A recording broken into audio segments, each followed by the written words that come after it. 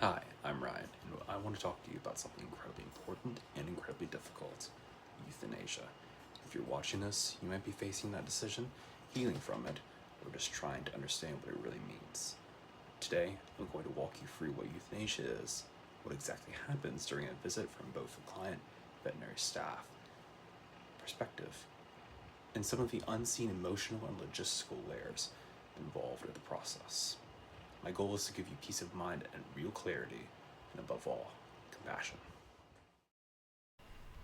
Euthanasia is a medical term for intentionally and humanely ending an animal's life to relieve unmanageable pain, suffering, or poor quality of life. The word itself comes from Greek, eu meaning good, and thanatos meaning death. A good death, that's exactly what we aim for, one that is calm, gentle, and free of pain. This isn't about giving up, it's about letting go with dignity. It's not an act of cruelty, it's an act of love, mercy, and immense strength. When you arrive for a euthanasia appointment, the experience is tailored to be as peaceful as possible. You're usually brought into a quiet, private room, often called a comfort room, with soft lighting, blankets, tissues, and time. No one rushes you. The first step is a sedative injection. This is not the euthanasia solution, it's a tranquilizer. It helps your pet relax and fall asleep slowly and peacefully, usually within 5 to 15 minutes. This allows you to say your goodbyes while your pet is still breathing but calm, no stress, fear, or pain. Some pets will even snore. When you're ready, and only when you're ready, the veterinarian will administer the second injection. This is the euthanasia solution, typically a drug that is given through a vein, often in the leg or sometimes through a catheter. It acts very quickly within seconds.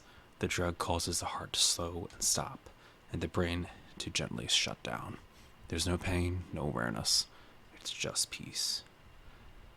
Your pet won't know what's happening to them. They're falling asleep in the arms of the person they trust most, you. Sometimes during or after euthanasia, there are natural body responses that can be startling if you're not prepared.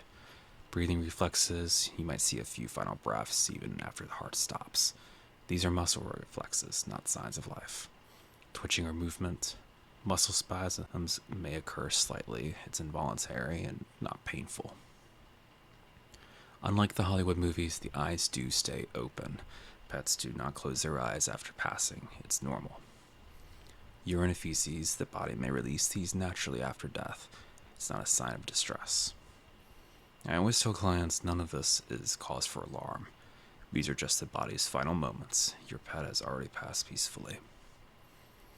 For many pet owners, the moment is one of the hardest days of their life, and that pain is real. Pets are family.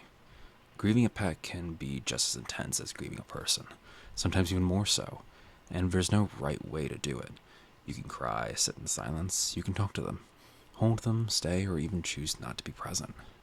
There's no shame in any choice. Some people worry they'll be judged for not saying.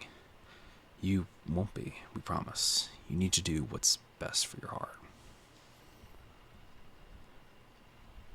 Euthanasia is emotionally difficult for us too. We're not just professionals, we're humans, and most of us are pet parents ourselves. We will cry in the back rooms, we remember your pet, we sometimes carry the weight home. We may have performed this hundreds of times, but we've never done it with your pet before. That moment is unique and sacred to us too. We do everything we can to make this moment respectful for you and your beloved companion. And after you leave, we pause, reflect. Sometimes we cry. It never becomes routine. Here are a few things that may not come up until you're already in the thick of it. Things worth thinking about ahead of time if you can. Do you want any form of keepsakes, paw prints, nose prints, a lock of hair? Even a letter to your pet can help with the grieving process. What happens to your pet's body? Clinics typically will offer you a form of cremation, whether private or communal. You may also have the option of taking them, having them buried. It just depends on the legality of where you live. Or you may want to take them home. Do you want to plan something afterward? A ceremony, a walk, a memory box. It helps honor the loss. Even deciding when to say goodbye is a hard question. You may wonder, is it too soon, or did I wait too long? The truth is, there's rarely a perfect moment. We try to choose the least bad moment, one where suffering hasn't overtaken dignity. If you've had to make this decision or will soon, I want you to hear this. You're not alone. You did not fail. Your love is evident in your grief. And your pet, they knew it every step of the way. They felt it in your touch, your voice, and your goodbye.